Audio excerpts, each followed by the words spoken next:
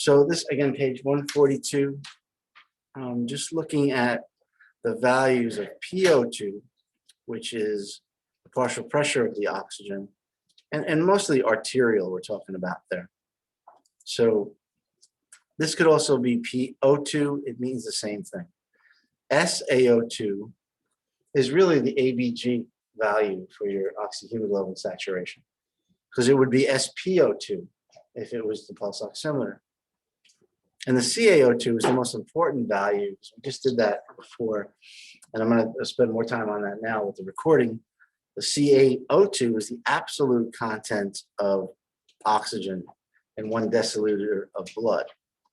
So this has two parts to the equation. And the first part is the hemoglobin bound oxygen. The second part, which we're going to add, is the oxygen that's dissolved in the plasma.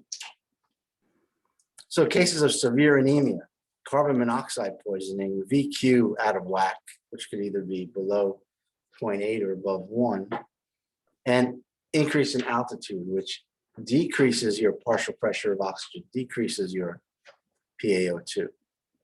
So all of these are going to decrease your oxygen carrying capacity and your CaO2. All of these. Makes sense, right? Because you should know what all these things are, and you do. So anemia, you could have normal partial pressure of oxygen, because anemia is not about the oxygen, right? It's about the hemoglobin or the iron or the red blood cells. SaO2 is normal because whatever hemoglobin you have could be fully saturated, especially if there is a normal PaO2. Carbon monoxide poisoning, you could have a normal partial pressure of oxygen. The oxygen is present. It's been perfused. It's been ventilated, right? But the carbon monoxide is not taking away the ventilation. It's not taking away the perfusion. It's just taking away the binding capability of oxygen to hemoglobin, right? So here's the problem. With carbon monoxide poisoning, the SaO2 is decreased, but the SpO2 could be normal or high. Do you understand what I just said? SaO2 is the ABG, arterial blood gas. SpO2 is the pulse oximeter. So before, and we're going to go through it again, but before I mentioned that carbon monoxide absorbs at the same wavelength, infrared, 920 nanometers of wavelength, is the same as oxyhemoglobin. So the SpO2 would be normal, but the SaO2, which is actually drawing arterial blood, is going to be decreased. Severe VQ, of course, it could be high or low. So if you have a problem with ventilation, getting the oxygen in to the alveoli, or Q, perfusing it to the blood or to the tissue. High altitude decrease in your partial pressure of oxygen, which is going to, of course, decrease your CaO2 and your ability to oxygenate your tissues. Respiratory distress. And then, of course, that lowers your oxygen saturation. So at higher altitudes, and if you move from here to a higher elevation like Denver, and you have your SaO2 done, or your SpO2, it might be a little bit low as well. So SpO2 could be low also, high elevation. You understand that? Because that is a true decrease. It's not like, you know, you're anemic. In fact, you might be polycythemic. You might have polycythemia if you go to a higher elevation, because once your kidneys realize that your oxygen levels are dropped because the PO2 is low, it's going to start to release your EPO, erythropoietin, which targets your red bone marrow to start erythropoiesis, which is increase the production of red blood cells. Okay, so pulse oximetry, mostly about SpO2, which is the use of the pulse oximeter. So SpO2, that's peripheral, right? O2. And peripherally, we can use the pulse oximeter to get a sample of peripheral blood. And make sure you know that it's arterial blood that we're dealing with. We're not measuring venous blood. With the pulse oximeter and, of course, the ABG, which is arterial blood gas. So this is the machine. Basically putting your finger into that probe, and you can take a look at it today. before you leave, or come back if you want. And it's going to give you your oxyhemoglobin saturation with percentage, which is 97% in this case. So it should be between 95 and 100. So on page 141 again, you have your normal SaO2, but SpO2 is the same range, right? Because once we get into this, we're going to use the arterial blood gas mostly. And then I'll give you the pulse rate. So what's the difference between heart rate and pulse rate? The number should be the same, but the heart rate, you can do an EKG. You can see the RR interval. You can see the 300, 150, 100. Or just look at the EKG and it'll tell you up in the corner, if you can find it. But pulse rate is something you could palpate with your fingers, right? Like I said before. Don't want to use your thumb. You want to use your second and third, fourth finger, index finger, middle finger to palpate a pulse. And you should practice getting pulses, finding bony landmarks. Because again, we've been hands off with this pandemic. So now, once you move into your clinicals, you got to get more involved with palpating landmarks, like intercostal spaces. So find the 5th and 6th intercostal spaces on yourself or on a partner, and mid-axillary line.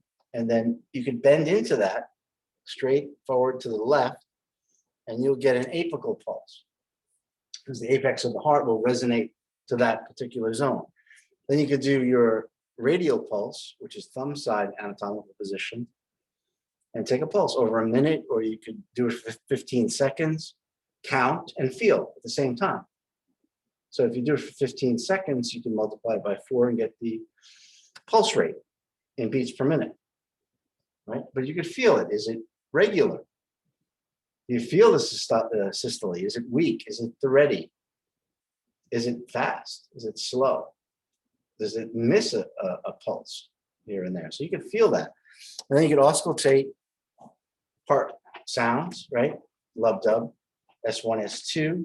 And then you could auscultate breath sounds, different locations of the lungs, to hear normal breath sounds and inhalation, exhalation. And you could percuss, like we talked about, over aerated areas, more hollow sounding, because the lungs are basically air. And if you do hear a different sound, or if you go over a bone or a thick muscle, or consolidation, or worse, the sound will change, right, as you're percussing.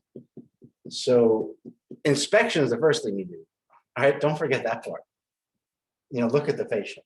Don't be looking at a machine or your phone, or God forbid, or something else. You got to look at the patient. What's going on with their color, their pallor, their scleras?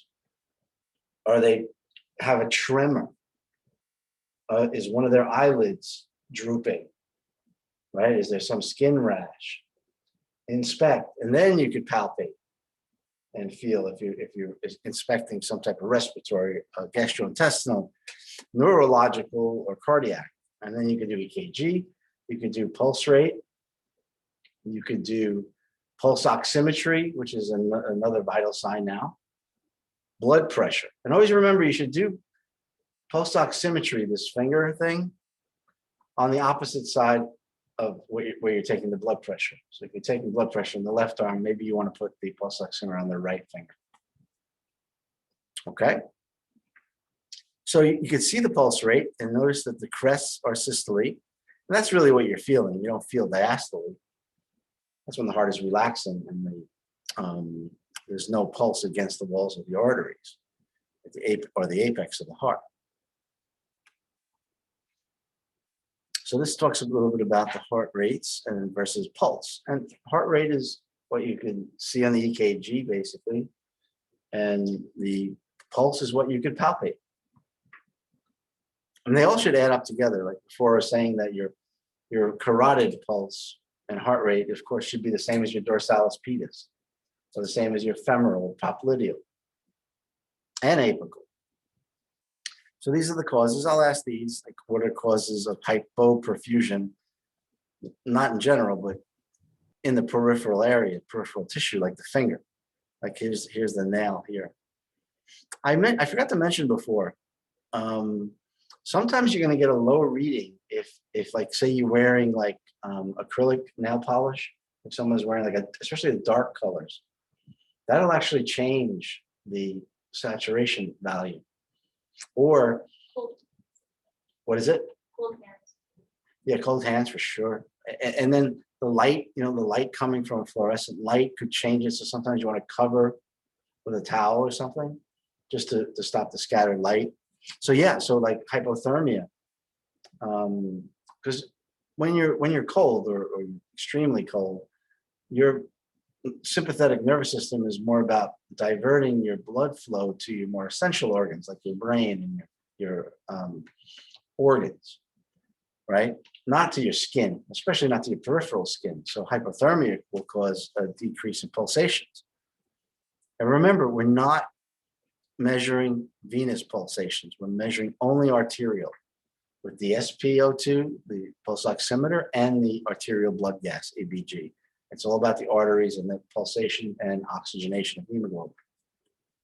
Not that we don't care about the veins, but the arteries is what's delivering the oxygenated blood to the tissue, especially the brain. Okay? So heart failure or weak heart, cardiomyopathies, the shocks like losing blood will of course affect your cardiac output, cardiogenic shock, the arrhythmias, anything that's going to cause a shock, right? Of course, a broken bone or a severed artery is going to decrease the perfusion, right? The tissue respiration, internal respiration, and affect the peripheral, because the P in the SpO2 really means peripheral, but it's easy to remember because the P is in pulse oximetry too. So poorly taping, it could be two. This could work two ways though. Like if you want to keep the pulse oximeter on the finger if the person's moving a lot, you might want to tape it on there, but you can't tape it too tight because you'll have either vasoconstriction, which is causing hypoperfusion, or you're going to have venous engorgement, and that's going to cause an artifact, which may be too many pulsations, and will mess with the oxygenation of hemoglobin value percentage. So excess pulsations, increase of pulsations could be movement, like an artifact. Of course, it's not depolarization. It's excess blood flow or just movement, like seizure, a myoclonic seizure, or the resting tremor from Parkinson's disease will affect the pulse. Maybe not affect the oxygenation saturation percent, though. This is excessive pulsations from the vein. So if you have right-sided heart failure, or say a tricuspid valve or pulmonary valve insufficiency, you're going to have blood backing up in the systemic veins, which could lead to systemic edema, which leads to engorgement of your veins. Like varicose veins is a very superficial example of that, but you still have edema, fluid in the interstitial spaces from backflow of blood. So that will engorge the veins peripherally, even in your fingers, and increase the pulsation, sometimes tripling or doubling the pulse rate that you see on the pulse oximeter. Here's the oxyhemoglobin saturation curve, and we'll talk a little bit about that. Again, that's more of your lecture, but you do have to know some basic things. First, let me go over this. I didn't go over this that much before because it's kind of simple, but it's important to know this. What the pulse oximeter does is takes the total amount of hemoglobin. Like every one of these has 16 molecules of hemoglobin. Of course, it doesn't work like that in real life, but think about all the hemoglobin you have in that sample of blood. And then how much of that sample is oxyhemoglobin, right? So in this case, there's none. So 0%, that does not happen. Right? Nobody has 0% hemoglobin, or oxyhemoglobin, sorry. This one, half of them are oxyhemoglobin, the rest is free hemoglobin or deoxyhemoglobin. So half of the total is 50% in this case. This one is 75% oxyhemoglobin to total hemoglobin. I'm not getting a ratio between oxyhemoglobin and free hemoglobin. I'm getting a ratio between oxyhemoglobin and all the hemoglobin. And what are we talking about here? We're talking about arterial blood, not venous blood. Only arterial blood, very important. So this is where we want it. On the bottom at 100% means that all total hemoglobin, all of it is oxyhemoglobin, which is really in the pulmonary veins, right? Coming out of the lungs into the left atrium. And hopefully that'll continue into the systemic circuit. So the same oxygenation that's coming out of the lungs from the pulmonary veins should be going to every tissue in your body via the arteries, correct? Arteries, not veins. The veins are coming back to the heart. They already dumped the oxygen off, completely appropriate. So in the veins, 75 is fine, right? That's fine. This is the systemic veins right here. You know, partial pressure.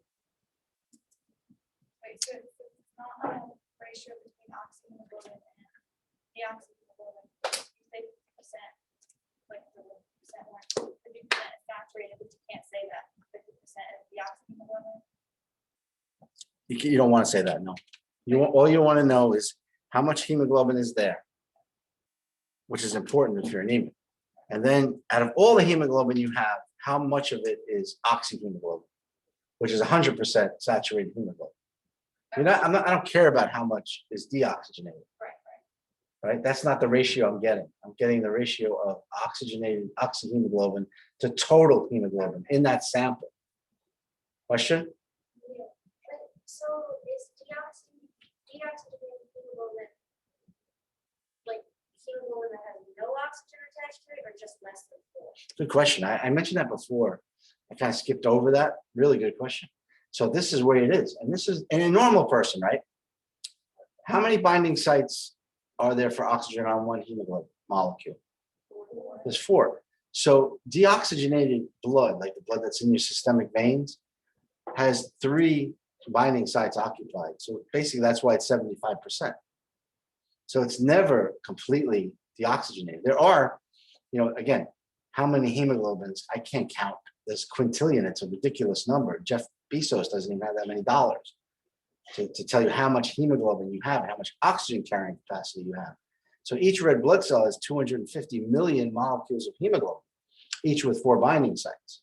So can some of them have no blood, no oxygen? Of course, because they're on their way out. They only get to live for 120 days, right? So I can't tell you that some of them have 0. Some molecules may have 0. That's why we take the average in a deciliter of blood, right? I always was confused about that too. Like, how do we know, like, all my blood, how much of all my blood? But you can't count that. I mean, you probably could, but it's really, that's why we just take a sample of the arterial blood, which is generally a deciliter of blood. Like when you do pharmacology, when you do all these normal values, clinical, you'll see that a lot of these values are based on a deciliter of blood, not 5 liters, right?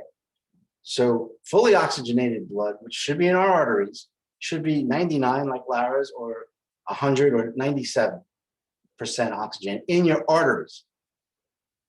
So that means all 4 binding sites are bound in oxyhemoglobin, and that percentage of how much of that hemoglobin is in the total sample of all your hemoglobin in that sample, right? So again, this is not acceptable. Like on page 141, you can see that that's not a good number. So the left side of this chart, and you know this, is percent. These are decimals. Like if it's 95%, it's 0.95. And on the bottom is your partial pressure of oxygen, or PO2, and PaO2 is the same thing, right? So, and they're directly proportional. So the greater your partial pressure of oxygen in your blood or in the atmosphere, the better the saturation, right? So in the systemic arteries, the partial pressure of oxygen should be up there and near 100 in a normal person who doesn't have a respiratory condition. So if you plot that out, that's going to be above 95% saturation. So this is a very plateaued area, and there's a physiological limit to that. You don't want to go above 100% total.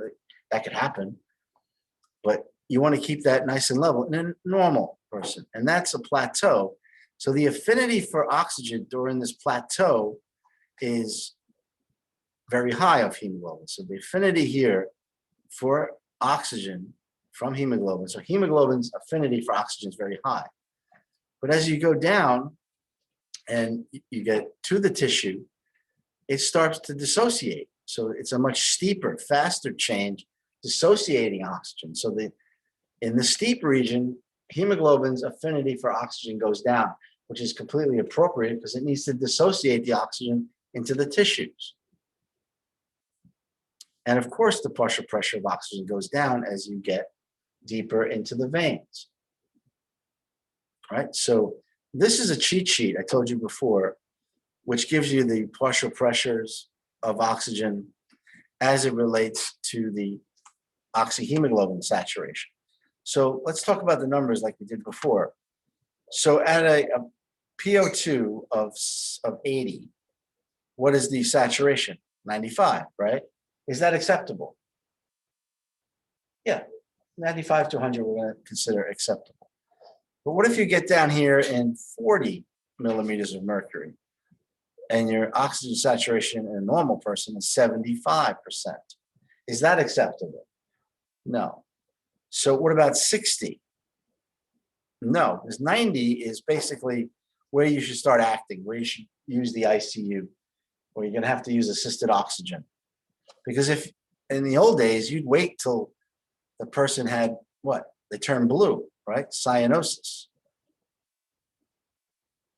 So now, because of pulse oximetry and these arterial blood gases, especially pulse oximetry, because you can monitor the blood saturation, the hemoglobin saturation, moment to moment, right? So once you see this and it gets consistent, and the bell goes off, and that's where you should set the alarm for the patient. Then you could act instead of waiting for them to turn blue. So this is a cheat sheet for the partial pressures in the arteries to the oxyhemoglobin saturation. So I like this one because it shows you, up here in the steep region where the affinity is high, this is what we expect to see in the systemic arteries, the arteries that are coming from the left ventricle to the aorta, and every tissue in your body is being served oxygenated blood, and hopefully around 99, like Lara, or 100% oxyhemoglobin. Now, in the deoxygenated blood, Ashley, is 75% oxygenated. It still has 3 sites bound on the hemes with oxygen. But this we expect to see in the systemic veins going back to the heart at a O2 sat of 75%. And we could live with a partial pressure in the veins of 40 millimeters of mercury. Remember, these are millimeters of mercury, PO2. That's a whole number when we're doing the CaO2. It can get lower in the tissue, deep in the tissue, a partial pressure of O2 at 20 millimeters of mercury and a 35 to 40 oxyhemoglobin saturation. Because now that the oxygen's been dumped into the tissue, that's internal respiration. That's perfusion of tissue with oxygenated blood, right? Internal respiration. So that could bring the oxygen into the mitochondria and then making ATP, which what this is all about, right? So that's appropriate here, but not here. And this is the blood we're testing with the pulse oximeter and the arterial blood gas. Here's the cheat sheet again, and just a nice overlay. So I'll give you all, I'm gonna give you that. I might, you can mention in lecture, like we talked about it before. I don't know if you were paying attention, like this curve goes to the right in times of like hypercapnia, which is increased carbon dioxide. And if you have increased carbon dioxide, you can have increased acid, which lowers the pH below 7.4. This could also happen with a fever, right? Increased body temperature. So in these cases, hypercapnia, acidosis, hyperthermia, this curve is going to shift to the right and dump off oxygen more readily. So hemoglobin is going to lose its affinity for oxygen in these conditions. And pretty much the other side going to the left is the opposite, where you have hypocapnia, decreased carbon dioxide, alkaline or alkalosis, which is a pH above 7.4, hypothermia, right?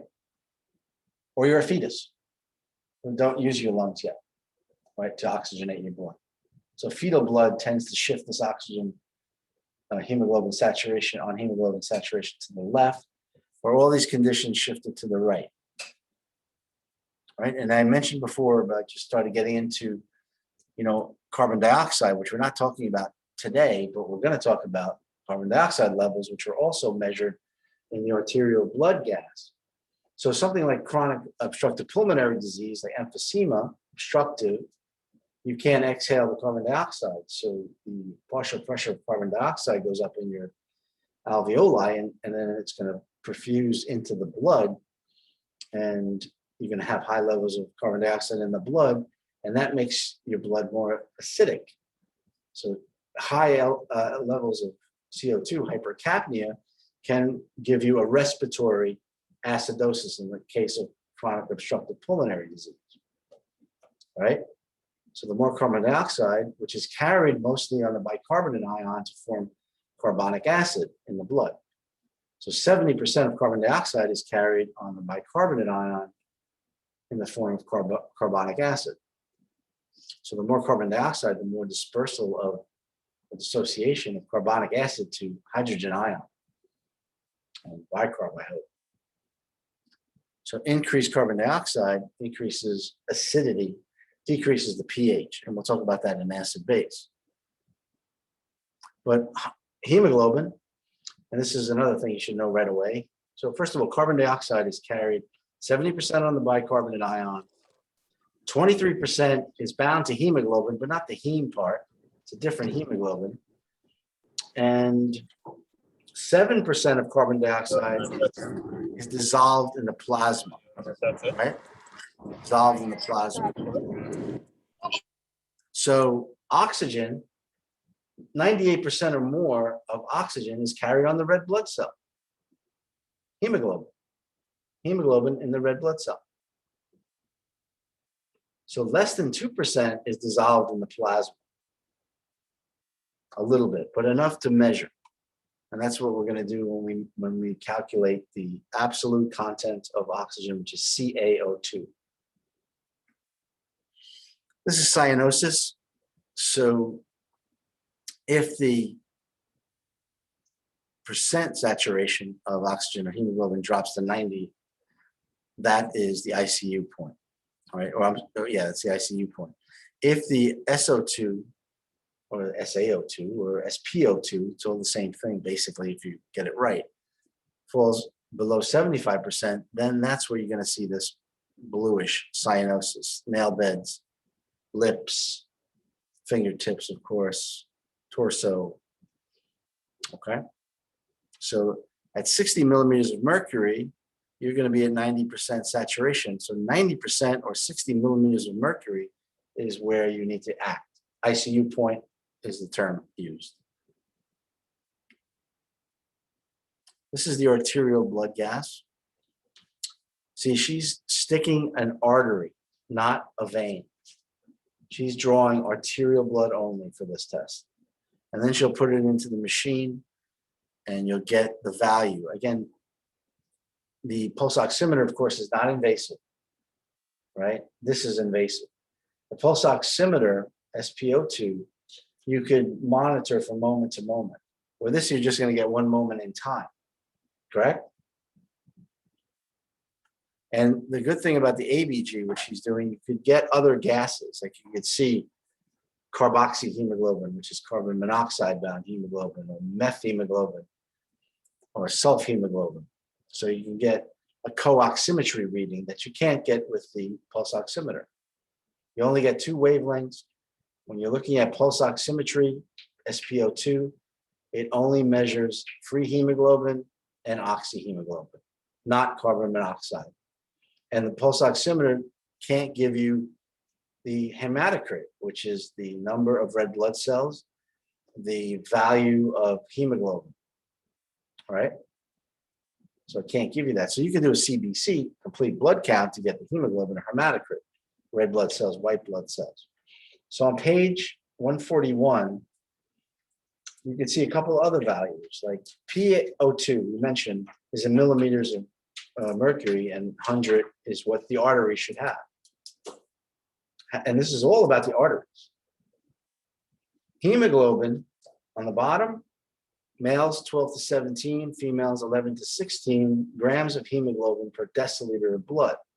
So a good middle of the road normal for your hemoglobin is like, say, 15 grams per deciliter. A low hemoglobin value would be like 10 grams per deciliter, right, for males and females. So the condition of low hemoglobin or low iron or low red blood cells is called anemia, right? So if we got that value, we can calculate the absolute content of oxygen based on the blood levels of hemoglobin and red blood cells. The pulse oximeter doesn't do that. The pulse oximeter, remember, like you asked, the pulse oximeter just tells me how much oxyhemoglobin is in the hemoglobin I have. It doesn't tell me that I'm low in hemoglobin. So you're going to get a false positive on somebody who's anemic. So you could have a hemoglobin level of 7 or less and still have 100% oxyhemoglobin saturation. So that's a false positive, right? You could have carbon monoxide poisoning and have 100% oxyhemoglobin saturation. I'll show you why in a minute. Right? So the ABG, what she's doing is going to break those things down and give me more values that I could use, like on page 141.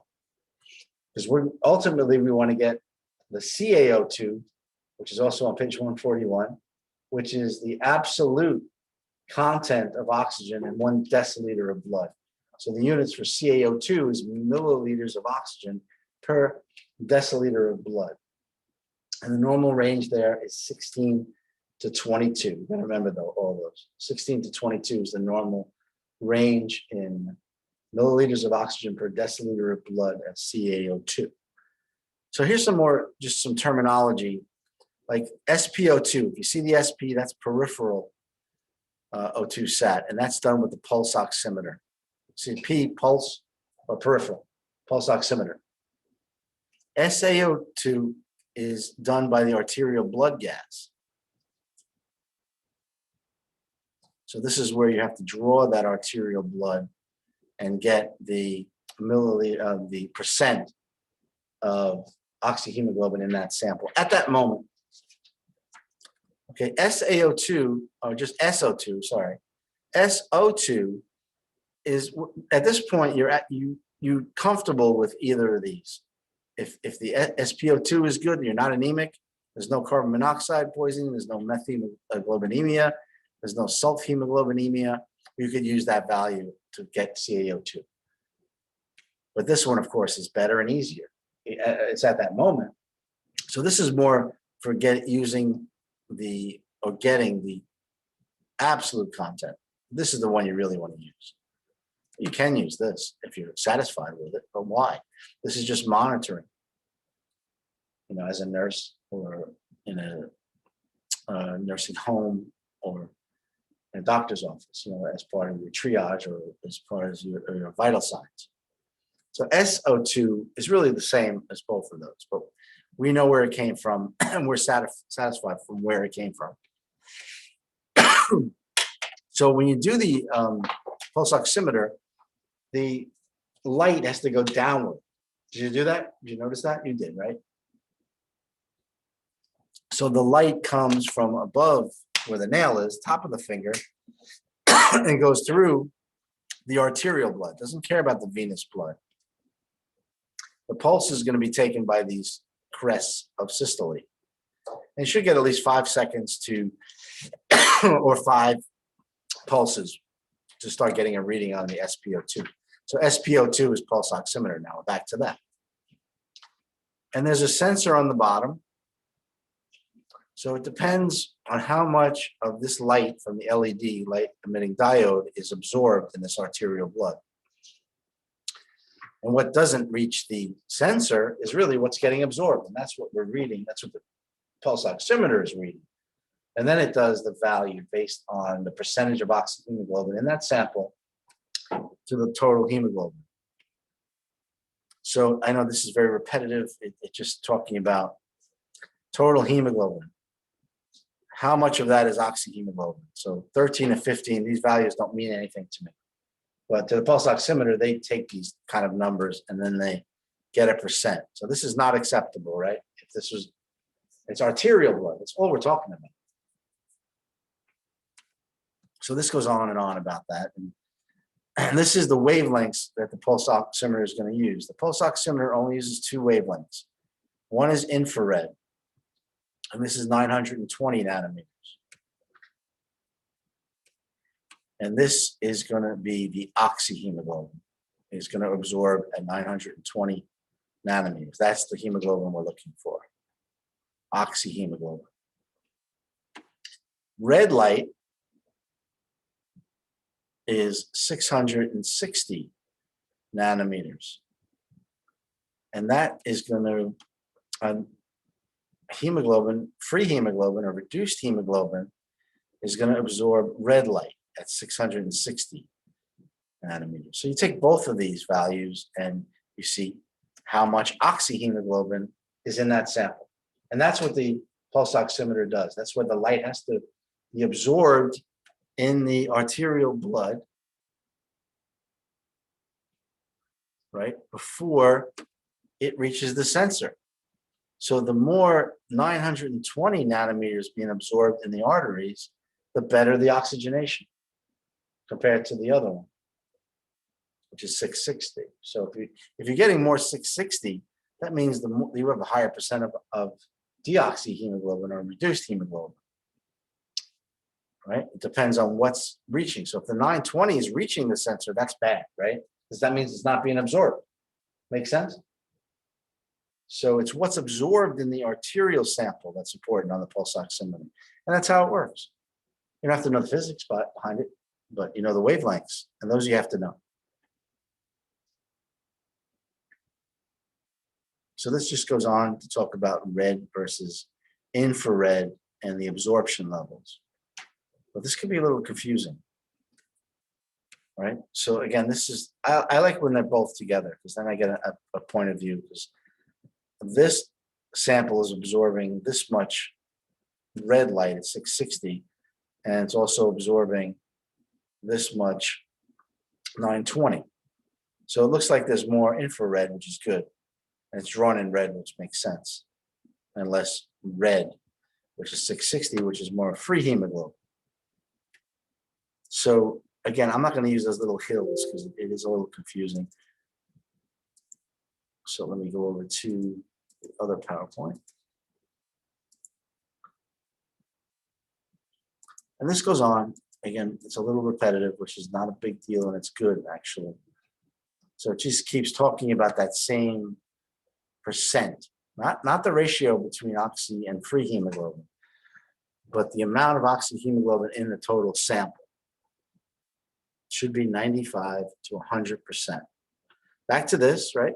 So this is kind of a good view of this. You see that they're both absorbing the same amount.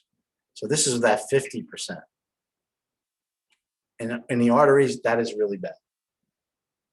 This one's a little bit better. Maybe this is 87%, which is better, but it's not there. You're getting assisted oxygen. You're in respiratory distress at that saturation. More of the same, really. Same thing over and over, showing the absorption. But I like it when they're both together because now that makes sense. But really, you have to add both of these together and get the percent. So obviously, this is 50% oxygenated and looking like this. So you kind of understand that, right? Right? I don't really know what this means up here, but you know, it just to understand what the machine is doing. So this curve, we're going to go into this more because now we want to deal with CaO2 and how to get it. And that's really the bottom line here. So what I like about this curve is they're adding two different scenarios, one with normal hemoglobin, one with low hemoglobin. Hemoglobin is measured in grams per deciliter of blood. So the normal hemoglobin at a CaO of 16, of course, is going to have a better oxygenation of the tissues. But somebody who has low hemoglobin is going to have a much lower CaO2 at 10.7. That's all this is showing. I'm not making you do any calculations here. So what's the normal CaO2 on page 141? What's the levels? 16 to 22 milliliters of oxygen per deciliter of blood. So this is another cheat sheet just showing you normal hemoglobin versus anemia, less than 11. So 10 is a good number for both male and female because that's low in both. 15 is a good number for both male and female because it's kind of in the middle, sort of in the middle. So more terminology. Your hemoglobin, that's not 100% bound, 75%, right, Ashley? Can be called free or reduced. And reduced hemoglobin is basically where hemoglobin gives an electron to hydrogen. So that's why it's called reduced. So basically, when the hemoglobin drops the oxygen, the oxygen can be replaced by a hydrogen. That's why they call it reduced. It's free, deoxygenated, so to speak.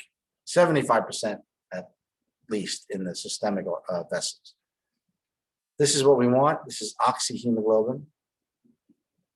So oxygenated hemoglobin, we've been saying, is called oxyhemoglobin. Carbon dioxide can bind to hemoglobin as well, but it doesn't bind to the heme portion. It binds to the peptide or the globin portion, which is made up of amino acids. So carbon dioxide carried on the hemoglobin, that hemoglobin is called carbamino hemoglobin. So it gets a little messy when you get these three. So carbon monoxide, the poisonous odorless gas, that hemoglobin has a very high affinity for compared to oxygen. This is called carboxyhemoglobin, carboxyhemoglobin.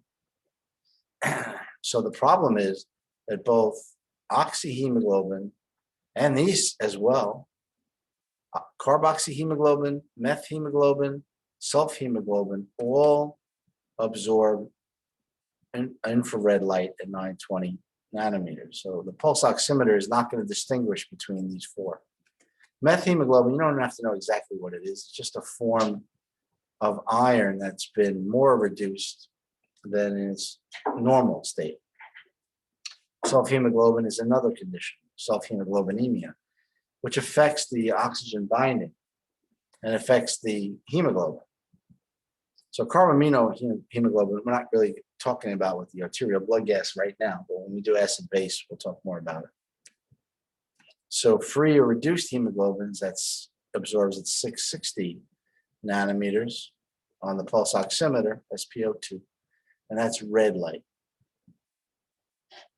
Visual red light. That's what you're seeing, right? You can see red light. Like remember, you know, the rainbow colors, right? Roy G. Jabib, red, orange, yellow, green, indigo, and violet are part of the visual spectrum that we can see in the wavelength of those frequencies. Infrared, we can't see, right? We can't see it. So that's a little bit slower frequency, longer wavelength. And that's called infrared.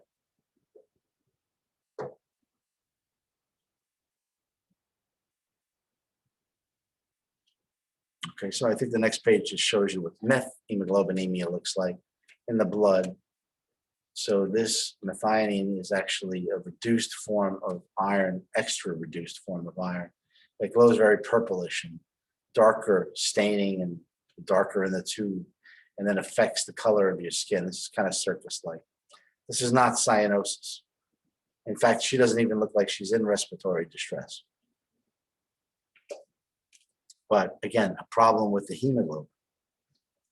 But this type of hemoglobin is going to absorb at infrared wavelength, 920 nanometers.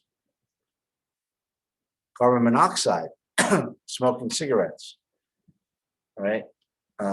Generators that use gasoline to produce power, electric power, give off an exhaust that is high in carbon monoxide. Automobiles, chimney, the burners in your house, the heaters, right? Car exhaust, furnaces, all can give off a level of carbon monoxide, which is odorless. So you need carbon monoxide detectors for that gas. So this is the point about carbon monoxide or hemoglobin having a greater affinity for carbon monoxide than oxygen. So carbon monoxide will choke the hemoglobin and stop the binding of oxygen to hemoglobin, which is going to lower your perfusion of oxygen to your tissue, which is deadly, especially to the brain over time. Okay, and to every tissue, not just the brain, of course, to all the essential organs and skin first, right? So the SpO2, the pulse oximeter in carbon monoxide poisoning is going to be normal or high, like 100%. Everybody understand that? So it's a false positive, and so that's where the pulse oximeter is lacking. You'll need an ABG or co-oximeter to find out if there is carbon monoxide poisoning.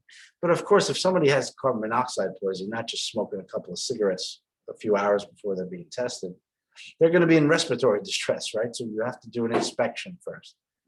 What do they look like? Is there cyanosis, or is there any other changes you could see?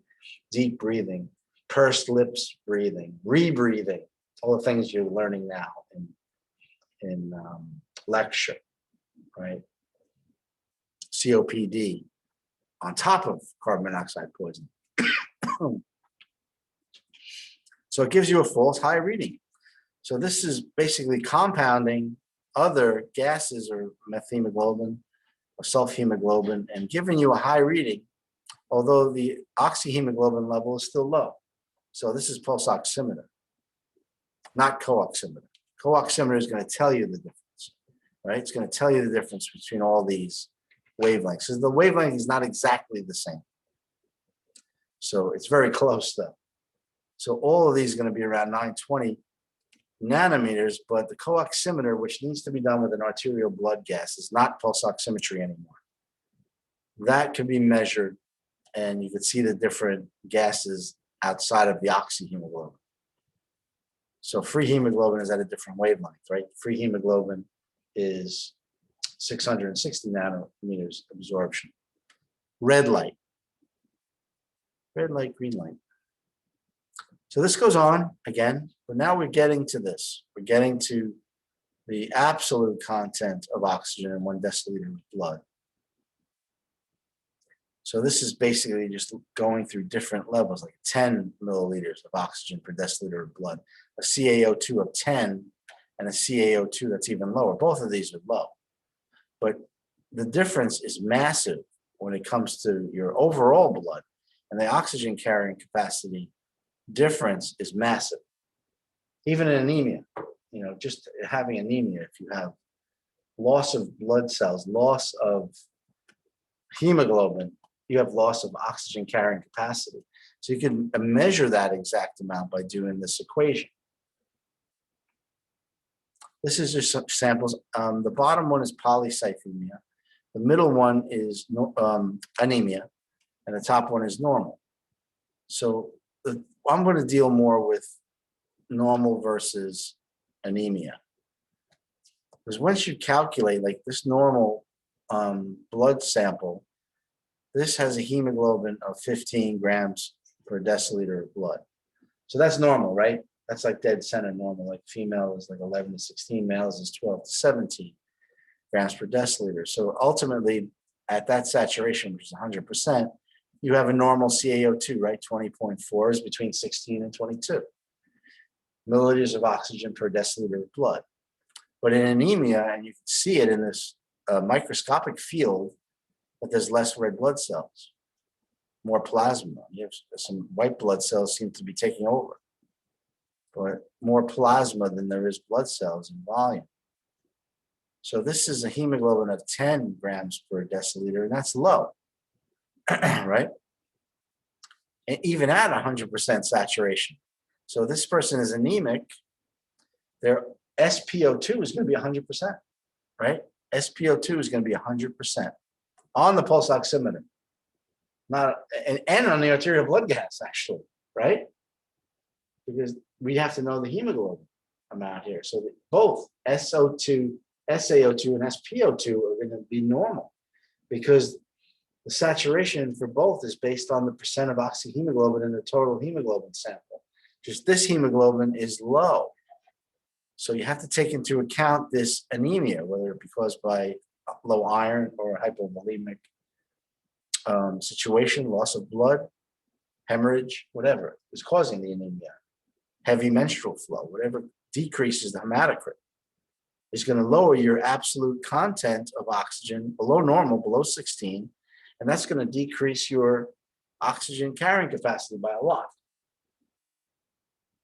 Polycythemia is going to have high hemoglobin because polycythemia is usually secondary to low oxygen, a low partial pressure of oxygen, like going to high altitudes or having COPD. Your kidney realizes that your oxygen is low in the blood, so it's going to release a hormone called erythropoietin, which targets your red bone marrow to make more red blood cells. That's why you have erythropoiesis, which increases your red blood cells. But they're not really able to carry oxygen right away. It takes time, right? So polycythemia is going to cause viscosity to go up in your blood vessels and create hypertension, increase your systemic vascular resistance, right? It's one of the causes besides radius of the lumen and length of the vessel. So here's the calculation you're going to have to know how to do. So there's a couple of things you have to memorize. Again, first of all, you're looking for CaO2. And the units for CaO2 are milliliters of oxygen per deciliter of blood. Right? So we're going to take two sides of this equation. One is the actual oxygen carried on the hemoglobin, and you're going to add the dissolved oxygen in the plasma. So you're going to need the PaO2 for this, and you're going to need the solubility coefficient.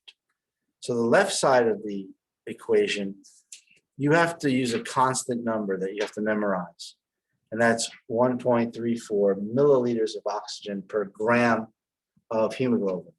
So what that means is 1 gram of hemoglobin can carry 1.34 milliliters of oxygen. You have to memorize that. So that's about hemoglobin.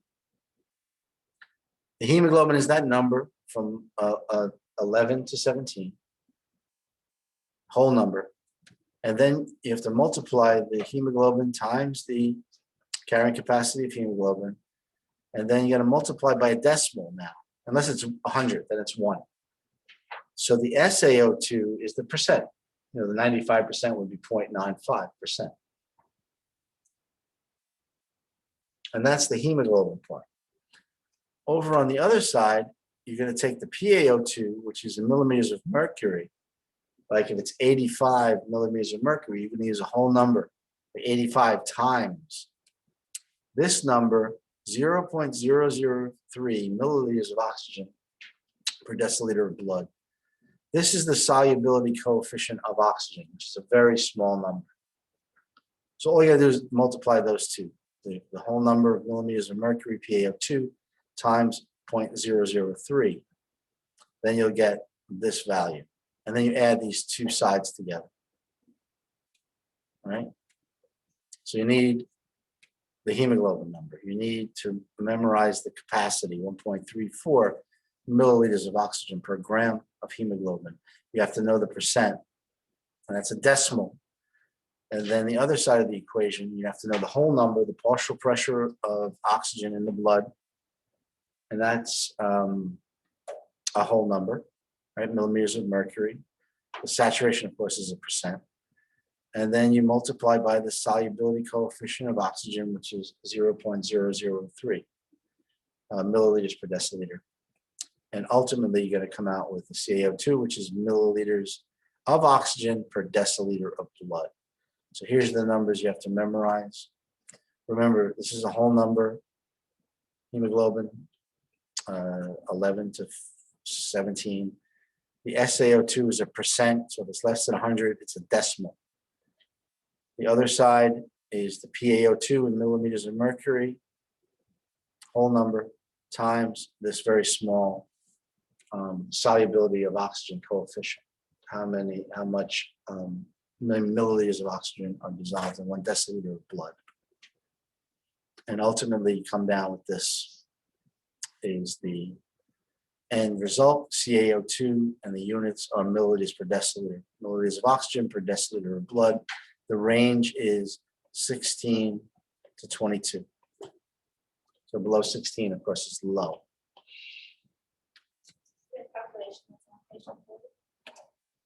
I think so. I have an old book. What page say what? Like patient A, right? Patient H, patient B. I think it is. I think it is. I'm not sure. Yeah, I think it is. But we'll do this now. It's in the PowerPoint. Just be careful. If you listen to Professor Liberty's narrations, she makes a mistake because she uses a whole number, I think, or a decimal for PaO2, something like that. But I changed it on the slides. But her narration may sound wrong, so go by the answers that I'm giving you here. That's helpful. So, and I mentioned it before in the recording too. So, it's a very small thing. But and I'm not going to mess with you on the exam and make that mistake in a multiple choice and have you pick the wrong one. It's going to be clear. So let's do patient A, find out the CaO2, and then you can get out of here. So the first thing you need to know, first of all, CaO2 is what we're calculating, absolute content of oxygen. So we have to get the amount of oxygen that's bound to hemoglobin. So first you need the hemoglobin number. So patient A, what's the hemoglobin? 7, right? And then you have to multiply that amount of oxygen that can be carried on 1 gram of hemoglobin, which is 1.34. And then you have to multiply that by the saturation, which in this patient is 95%. So that's a decimal, 0.95. That might be the mistake we made on the narration. And then you're going to go to the other side of the equation is about the dissolved oxygen, which is a very small number. So you take the PaO2, which is 85, and you multiply that by the solubility coefficient of oxygen, milliliters per deciliter of blood. So this one, what did you get? I have 8.91 around there. Is that correct?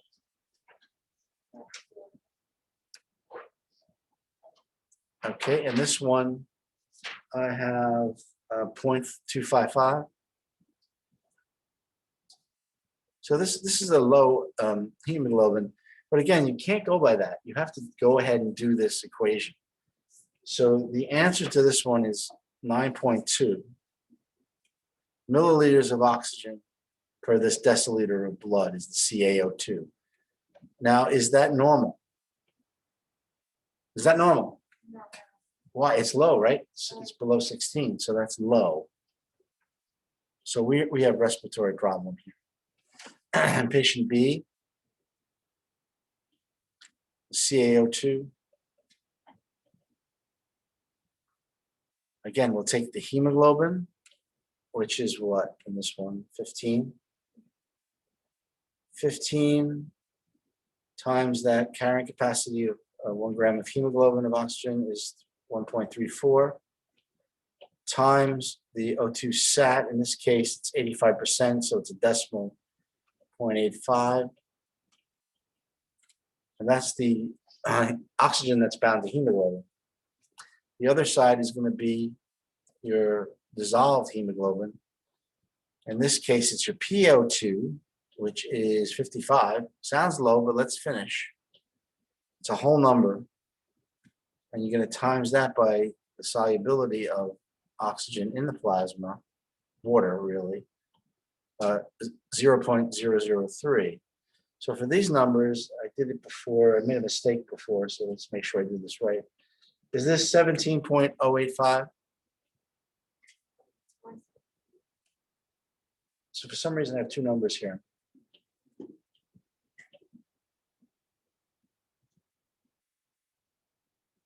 Yes?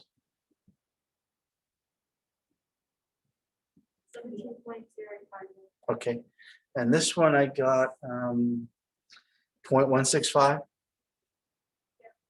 Cool, that's good. Yeah, so that's good. We're recording this, so this is correct. We double checked. So the final number, when you added these two together, is 17.3 milliliters of oxygen per deciliter of blood, CaO2. And is that normal? Yes. Right on.